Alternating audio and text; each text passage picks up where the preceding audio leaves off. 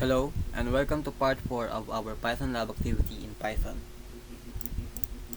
So part 4, another conditional statement systems or problems. So we have a bus fare system. Here are the conditions. We will ask for input, age and destination, and here are the declared values for the fares. Zone 1 is equals to 20 pesos, Zone 2 is equals to 30, and Zone 3 is equals to 40. If age is 5, that is free ride. If ages 5 to 18, they would have 50% discount. If ages are over or greater than 60, then they would have a 30% discount. Else, pay full fare. If none of these conditions are true, then they will have to pay full fare. So ask for input, both integers, age and destination. Then we will check destinations of which destinations did the user input. So if the destination is 1, 2, or 3, then they would have to fall under this block of code right here.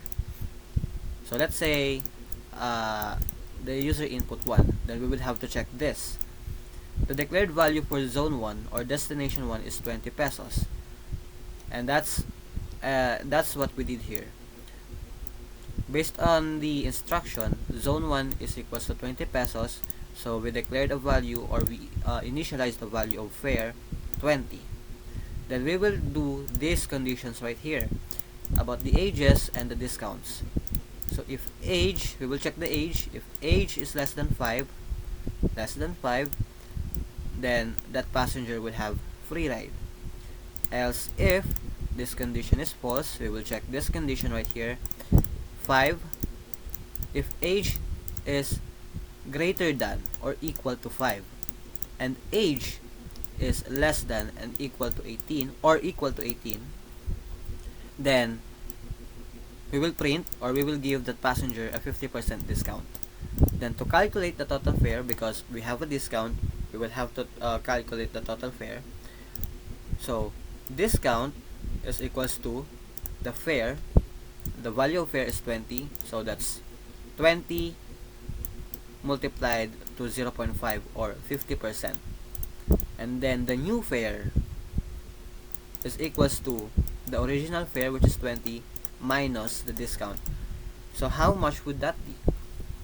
If it's kind of confusing for you guys, we'll try to calculate that.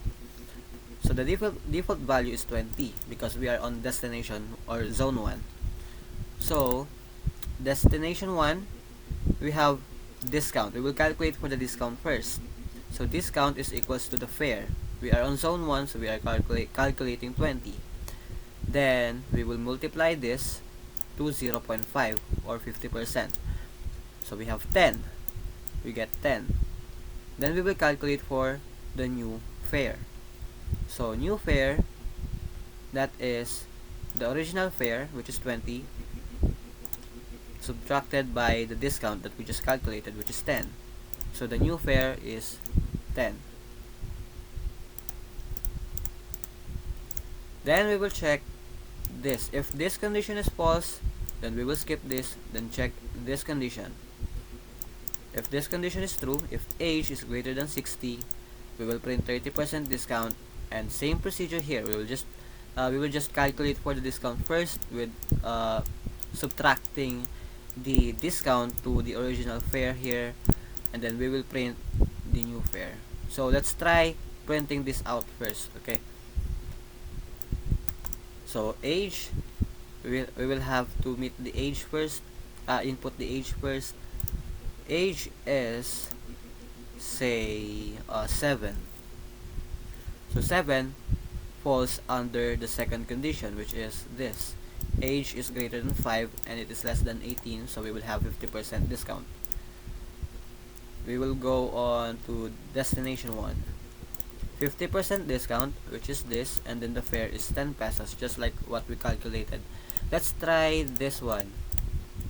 Age 65, destination 1, 30% discount, and then fare is 14 pesos. And that condition is just the same with this two other conditions here. The difference is that they just have different fares. So if they fall, or if they're going to destination 3, then the original fare would be 40 pesos, and then we will deduct the discount from that fare. 40 multiplied by 0. Let's say 30% discount, so that's 0.3, 12, and then 40 minus 12, 28. So this would be the new fare if the age is greater than 60 and they will be going to destination 3. So they have the similar functions. The difference only is the fare values, which is 20, 30, and 40. And then for the ages, they have the same conditions, same discounts, and then same prints. So let's move on.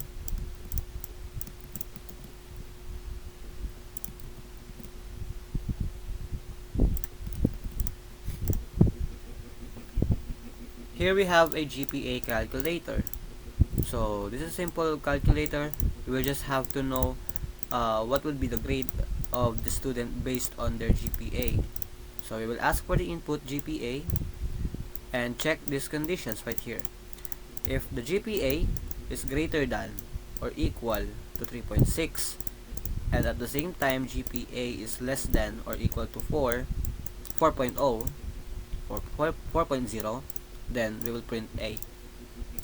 So in between these values, with the range in the range of 3.6 and 4.0, if the GPA is between them, let's say 3.8, then the output should be A. So we got A. And same goes for the other conditions. These are the range: 3.0, 3.59, 2.0, 2.99. If the GPA are between them, then we will print what's under those conditions. So 2.0, let's try 2.6 or 2.4. That falls to C because our GPA is 2.4. This is 2.4. It's greater than 2 but less than 2.99. So our output is C. Then let's move on.